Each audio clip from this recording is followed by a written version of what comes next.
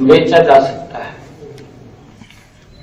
ये सरकार के ऊपर छोड़ा है, क्योंकि 2000 जो 20 साल से पहले है, 2004 के जो कलेक्टर रेट हैं, उस कलेक्टर रेट के ऊपर उनको देने का निर्णय किया है। और इसके लिए 1 साल का, ये भी कहा है कि 1 साल का तक वो व्यक्ति अपने नाम करा सकता है उसको।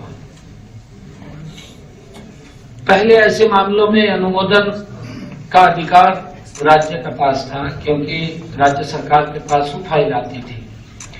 अब इस अनुमोदन का अधिकार डायरेक्टर लेवल पर, पंचायत डायरेक्टर, क्योंकि काफी फाइलें आनी है, हर फाइल वो कैबिनेट में आए, क्योंकि समय भी हमने उसका लिमिट किया है, 1 साल का किया है।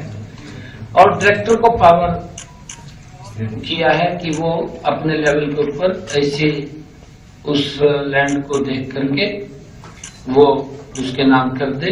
वो 500 वर्ग गज तक का प्लॉट वो उनके नाम देने का, जो पंचायत भूमि के अंदर बैठे हैं, लंबे समय से बैठे हैं। कई तो गांव के गांव हैं, उनके सामने ऐसी परिस्थिति आ जाती थी कि कोई, जैसे यमुना के किनारे गांव है या मारकंडा के किनारे कोई गांव है, जब पानी की बाढ़ आती थी और वो घर को भी पाल ले जाते थे, तो उठ करके वो वहां से दूसरी जगह बैठ के उस टाइम बैठे हैं, उनके सामने कुछ समस्या है कि उनका एक बड़ा समाधान वो सरकार ने किया है। अब जो पंचायत लैंड के ऊपर 20 वर्ष जिन लोगों को हो गए हैं और वो बैठे हैं, उनको एक बड़ी राहत देने का काम सरकार ने किया है। आज मंत्रिमंडल ने उसके ऊपर मोहर लगाई है, ताकि वो 2004 की कलेक्टरेट के ऊपर उनको अपने नाम करा सकेगा, उसका मालिकाना हक वो ले सकेगा। ये निर्णय किया है। मुझे खुशी है आज आप लोगों के बीच में, क्योंकि अभी 2 रोज पहले नरेंद्र मोदी जी की नॉन स्टॉप तीसरे टर्म की सरकार का पहला बजट आदरणीय निर्मला सीतारमण जी जिन्होंने प्रस्तुत किया है। ये विकसित भारत से अभी यह बजट विकसित भारत की मजबूत बुनियाद वो है, इसके अंदर झलकती है।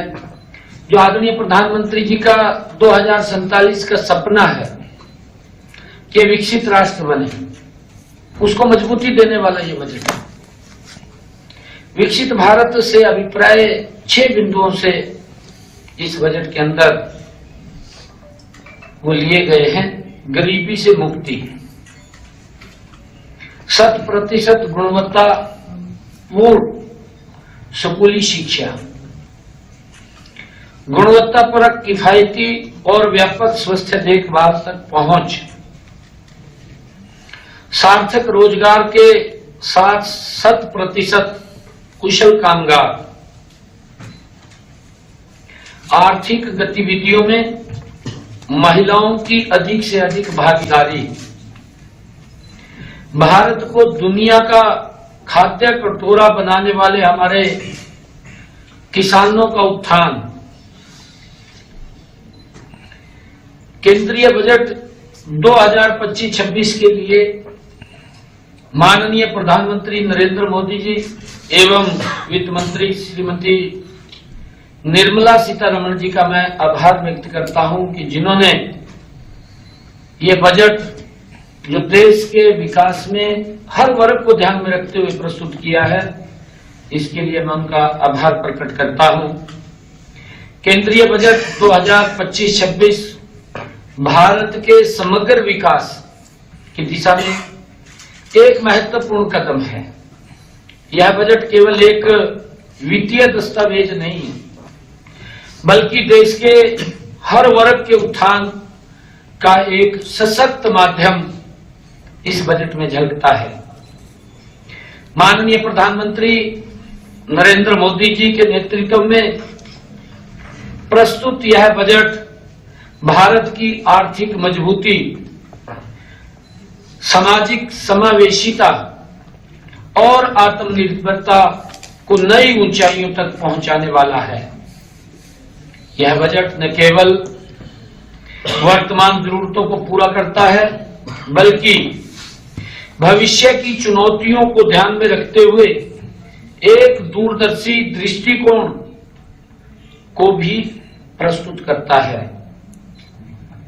माननीय प्रधानमंत्री नरेंद्र मोदी जी के नेतृत्व में यह बजट देशवासियों की आकांक्षाओं को पूरे करने वाला बजट है। यह जन कल्याणी, दूरदर्शी और समावेशी बजट है जो हर वर्ग के हित की रक्षा ये करेगा। इसमें किसान, युवा, महिला, व्यापारी और गरीबों के हितों का विशेष ध्यान इस बजट के अंदर रखा गया है। सरकार ने यह भी सुनिश्चित किया है कि देश की विकास यात्रा में कोई भी वर्ग पीछे न रहे। हर वर्ग को आगे बढ़ाना इस बजट के अंदर वो झलकता है। विपक्षी दल भले ही इसका विरोध करें, हम देखते हैं, क्योंकि विपक्षी दलों की मजबूरी है। कितना भी अच्छा काम करें, कितना ही अच्छा बजट आए, जिस बजट की प्रशंसा आज चारों तरफ हो रही है, परंतु हमारा विपक्षी दल, क्योंकि उसने अपनी राजनीति को जिंदा रखना है, अच्छा भी काम हो तब भी वो कहेंगे भी नहीं ये ठीक नहीं हुआ। अपनी तरफ वो देखते नहीं है कि हमारे जो बजट आते थे किस गति से भारत बढ़ा है। पिछले 10 वर्षों में अगर हम देखें, मोदी जी के नेतृत्व में भारत ने विकास में एक ऊंची छलांग लगाई है। हम सबके सामने है। आज हमारे रास्तों का सरलीकरण किया, हमारे समय को कम किया है। चाहे रोड का इंफ्रास्ट्रक्चर हो, चाहे रेलवे की कनेक्टिविटी की बात हो, चाहे एयर कनेक्टिविटी की बात हो, और चाहे एजुकेशन से संबंधित इंफ्रास्ट्रक्चर को बढ़ाने की बात हो, चाहे किसान को मजबूत करने की बात हो। इस बजट के अंदर, क्योंकि लगातार मोदी जी के नेतृत्व में पिछले 10 वर्षों में हर वर्ग को सशक्त और मजबूत किया गया है। हर वर्ग को ध्यान में रखते हुए बजट के अंदर प्रावधान किए गए हैं। परंतु विपक्ष कई बार चश्मा कुछ और लगा लेता है, उसको आगे कुछ दिखाई नहीं देता, उसका विरोध करता है। वो उसका कार्य है, वो विरोध करे, परंतु इस हद तक न करे कि जिससे समाज को नुकसान होता हो। ऐसा विरोध ना करे, क्योंकि मोदी जी ने पिछले 10 वर्षों के अंदर एक मिशन मोड के अंदर भारत को आगे बढ़ाया है। अगर हम कहें कि यह बजट आर्थिक सशक्तिकरण की एक ठोस योजना को मूर्त रूप देने वाला है। भारत की अर्थव्यवस्था को आत्मनिर्भर बनाने की दिशा में यह बजट एक मील का पत्थर साबित होगा। यह बजट उन आलोचकों के लिए भी एक जवाब है जो विकास को राजनीति के चश्मे से देखते हैं। यह सिर्फ आंकड़ों का लेखा जोखा नहीं है, बल्कि संकल्पों की सफलता की कहानी है। प्रधानमंत्री नरेंद्र मोदी जी के नेतृत्व में केंद्र सरकार ने फिर दिखा दिया है कि जब नीयत साफ हो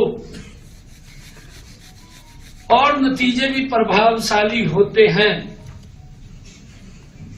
अगर जब नीयत साफ हो करने वाले की, तो नतीजे प्रभावशाली होते हैं।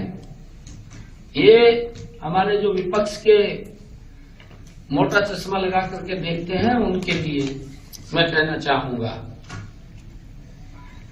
बजट की सबसे बड़ी विशेषता इसकी समावेशिता है। यह केवल बड़े उद्योग या शहरों तक ही सीमित नहीं है, बल्कि ग्रामीण भारत, किसानों, छोटे व्यापारियों और स्टार्टअप्स के भी समान अवसर प्रदान करने वाला बजट है।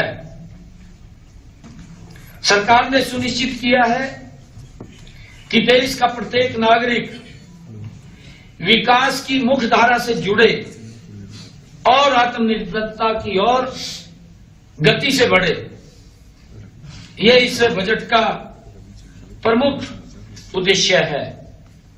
यह बजट भारत के आर्थिक रूपांतरण का आधार बनेगा और देश को 2047 तक एक विकसित राष्ट्र बनाने की दिशा में ये मजबूती से अग्रसर करेगा। यह बजट भारतीयों के विश्वास को मजबूत करने वाला है और यह दिखाता है कि भारत का भविष्य उज्जवल और सुरक्षित है। इस बजट में छोटे उद्योगों, किसानों और मध्यम वर्ग को बड़ी राहत दी गई है। इस बजट के अंदर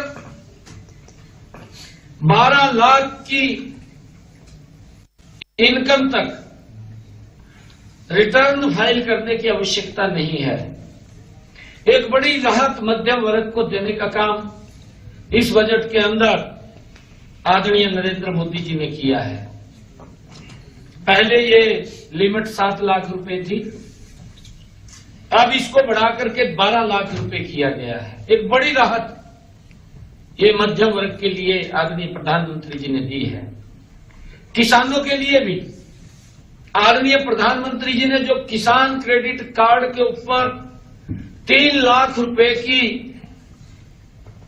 उसके ऊपर वो ले सकता था, लोन ले सकता था, उसको बढ़ा करके 5 लाख रुपए किया है।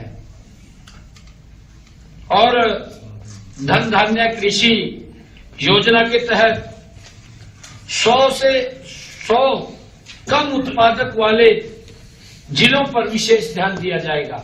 इस बजट के अंदर प्रावधान किया गया है किन जिलों में किसान की उत्पादकता कम है उनको विशेष ध्यान दे करके उनकी तरफ उनको आगे बढ़ाया जाएगा, जिससे किसानों की आय बढ़े, उसमें सुधार हो। ये इस बजट के अंदर रखा गया है। बजट में 2025 में कपास की पैदावार बढ़ाने के लिए कपास के किसानों को 5 साल का उनकी पैदावार बढ़ाने के लिए 5 साल का मिशन रखा गया है, जिससे देश में कपड़ा उद्योग मजबूत होगा। कपास के किसानों को कम ब्याज पर 5 लाख रुपए तक का लोन का प्रावधान भी इसके अंदर किया गया है। ये भी निर्णय लिया गया है। यह बजट किसानों के जीवन स्तर को सुधारने और कृषि क्षेत्र को और अधिक मजबूत करने की दिशा में एक बड़ा कदम है। इस बजट से हरियाणा को भारी लाभ होगा, क्योंकि हरियाणा एक कृषि प्रधान राज्य है।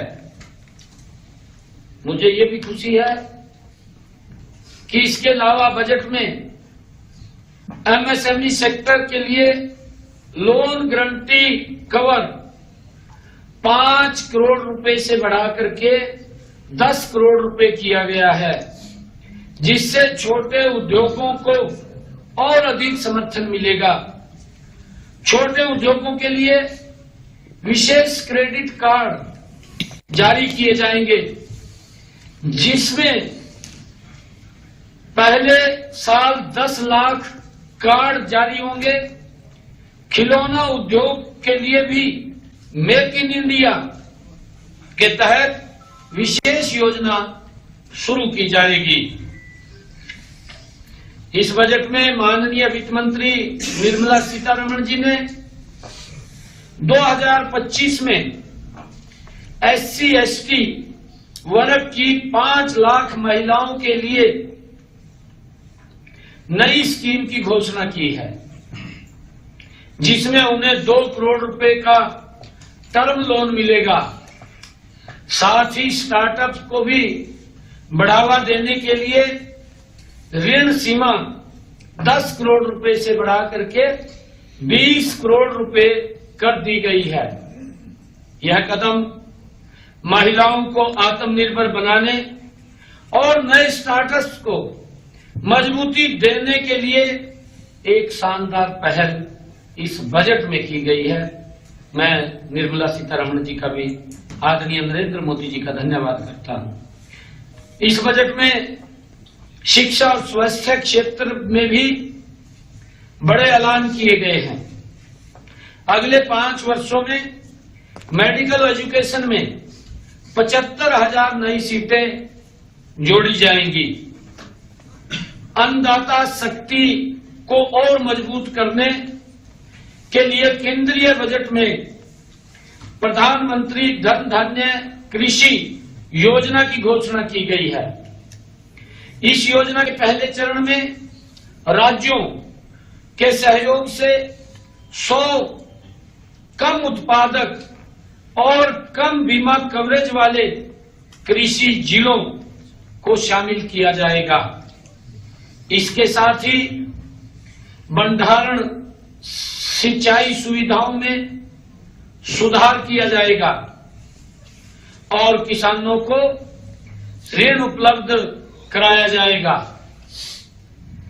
इस बजट में कृषि क्षेत्र में रोजगार की कमी को दूर करने के लिए एक व्यापक बहुक्षेत्रीय ग्रामीण समृद्धि और लचीलापन कार्यक्रम शुरू किया जाएगा।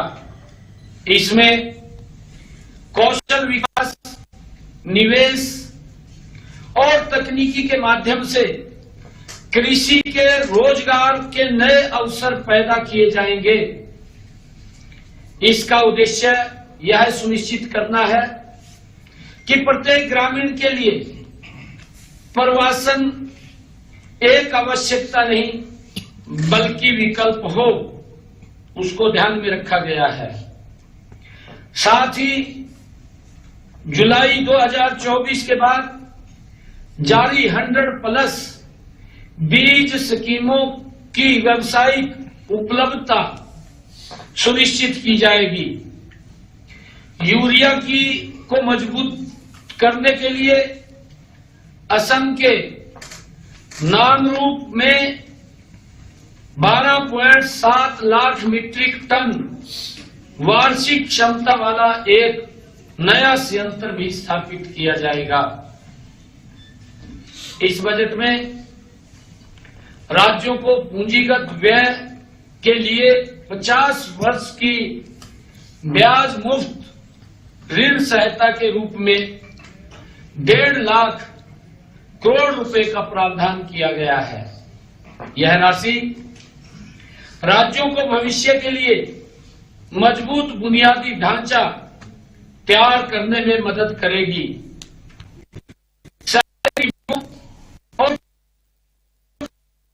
के लिए केंद्र सरकार एक नई है। इस योजना का उद्देश्य शहरी श्रमिकों की आय और जीवन स्तर को सुधारना है। यह उन्हें सतत आजीविका, सस्टेनेबल लाइवलीहुड के अवसर प्रदान करेगी। पीएम स्वनिधि की सफलता को देखते हुए इस और भी सशक्त बनाया जाएगा। अब तक 68 लाख स्ट्रीट वेंडर्स इस योजना का लाभ उठा चुके हैं। नई योजना में बैंकों से बड़े ऋण, 30,000 की सीमा वाले यूपीआई, लिक्विड क्रेडिट कार्ड और क्षमता निर्माण का भी समर्थन इसमें शामिल होगा। मुझे खुशी है कि इस बजट में जो हमारे व्यापारी भाई हैं उनके लिए भी प्रावधान इसमें किए गए हैं।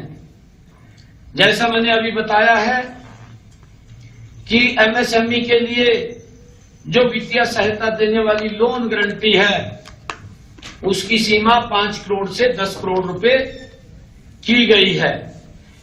इससे कारोबारियों को अधिक पूंजी जुटाने में मदद मिलेगी। सरकार ने सोशल वेलफेयर सरचार्ज हटाने का भी प्रस्ताव रखा है, जिससे व्यापारियों को टैक्स में राहत मिलेगी और व्यापार की लागत घटेगी। इस बजट में 7 टैरिफ रेट्स को हटाकर अब देश में सिर्फ 8 टैरिफ स्लैब टैक्स जाएगा।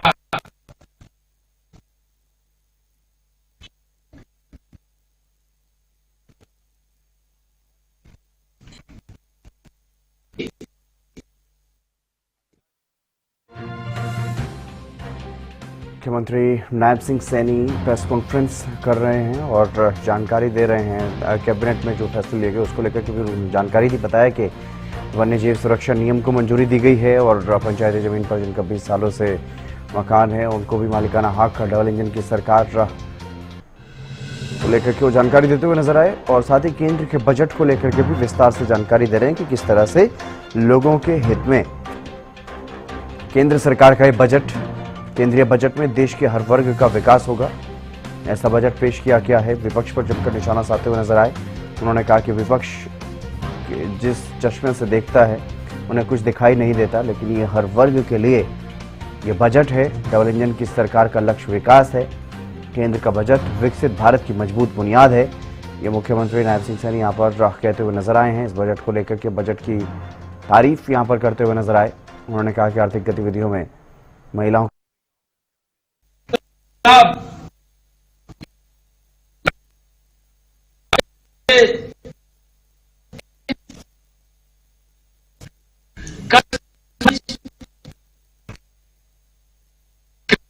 ताकि वित्तीय मदद मिल सके। जो योजना को मिलने वाला है, युवाओं को क्या कुछ फायदा मिलने वाला है, उसको लेकर के वो जानकारी देते हुए नजर आए हैं। और साथ ही कैबिनेट में जो फैसले लिए गए हैं उसको लेकर के भी उन्होंने जानकारी दी है। कैबिनेट में वन्यजीव सुरक्षा नियम को मंजूरी दी गई है। डबल इंजन की सरकार का लक्ष्य विकास है, ये सीएम कहते हुए नजर आए। और केंद्र सरकार के बजट को लेकर के उन्होंने कहा कि विकसित भारत की मजबूत बुनियाद का यह बजट गरीबी से मुक्ति, शिक्षा, स्वास्थ्य पर भी फोकस किया गया है। आर्थिक गतिविधियों में महिलाओं की भागीदारी ताकि बढ़े। रेल मंत्री अश्विनी वैष्णव जी का, जो आदरणीय नरेंद्र मोदी जी के नेतृत्व में, जिन्होंने हरियाणा के लिए रेल सुविधाओं में जो इस बजट के अंदर बढ़ोतरी की है, जो प्रावधान किया है, रेल बजट में हरियाणा के रेल इंफ्रा को मजबूत करने के लिए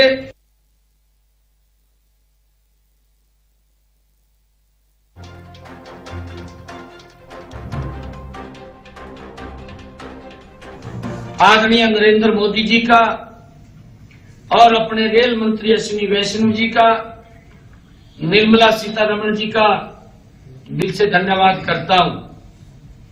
मैंने कहा है कि ये बजट देश के, प्रदेश के मजबूती की ओर ले जाने वाला और तीव्र गति से ले जाने वाला ये बजट है।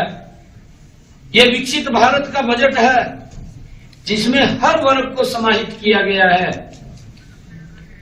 मुझे खुशी है कि यह राशि 2009 से 2014 तक मिले, 2009 से 2014 तक मिले 315 करोड़ रुपए से 11 गुना अधिक इस बजट के अंदर हरियाणा के लिए प्रावधान किया। 11 गुना, इतना बड़ा इसमें प्रावधान किया गया है।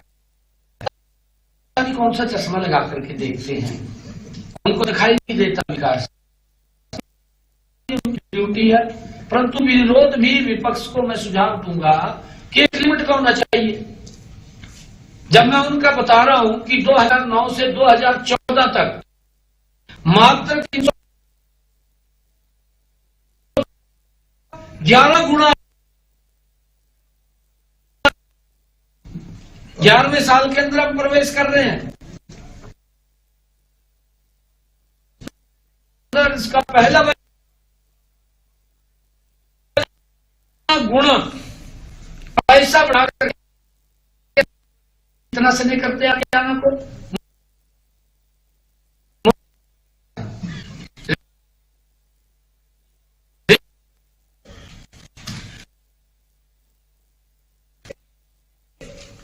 आदरणीय प्रधानमंत्री नरेंद्र मोदी जी और रेल मंत्री आदरणीय, मैं दिल से बहुत बहुत धन्यवाद करता हूं, उनका आभार प्रकट करता हूं।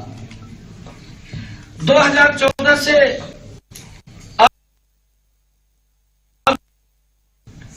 2014 की बात अब तक ये मोदी जी की नॉन स्टॉप तीसरे टर्म की सरकार रेलवे ट्रैक का काम पूरा हुआ है। 15,875 करोड़ रुपए के 1195 किलोमीटर लंबाई वाले 14 नए प्रोजेक्ट्स का कार्य प्रगति पर है। मुझे खुशी है कि हरियाणा के इस बजट में रेलवे स्टेशनों को 1149 करोड़ रुपए की राशि से स्टेशन के रूप में, जिनमें जो अभी बजट आया इससे 49 करोड़ रुपए, जिनमें अंबाला कैंट, उस स्टेशन को अमृत स्टेशन में लिया गया है।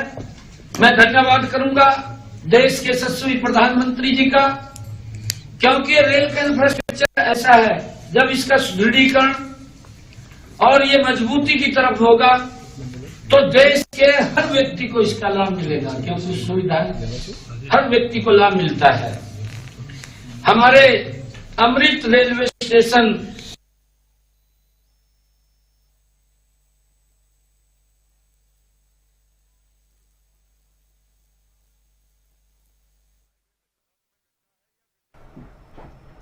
पंचायत भूमि पर बने मकानों का मालिकाना हक दिया, सीएम ने कहा। सीएम को आप सुन रहे थे। वन्य जीव सुरक्षा नियम को मंजूरी देने की बात नायब सिंह सैनी ने की। इसके अलावा डबल इंजन की सरकार का लक्ष्य विकास करना है। नायब सिंह सैनी ये तमाम बातें करते हुए अभी आप उन्हें सुन रहे थे। गरीबों के लिए भी उन्होंने अपनी बात रखी और शिक्षा के स्तर में कैसे बदलाव आया है, सुधार लाया जा रहा है, इन तमाम प्रयासों की जानकारी नायब सिंह सैनी के द्वारा यहां पर दी जा रही थी। मुख्यमंत्री नायब सिंह सैनी को आप सुन रहे थे, जिन्होंने विपक्ष पर भी जमकर निशाना साधा। हरियाणा वन्यजीव संरक्षण अधिनियम 2024 को मंजूरी मिली है। आढ़तियों के लिए भी बड़ा फैसला लिया गया है, जिसकी जानकारी नायब सिंह सैनी दे रहे थे।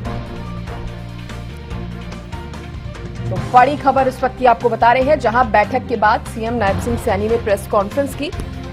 तमाम जानकारी उनकी तरफ से प्रेस कॉन्फ्रेंस में दी गई है।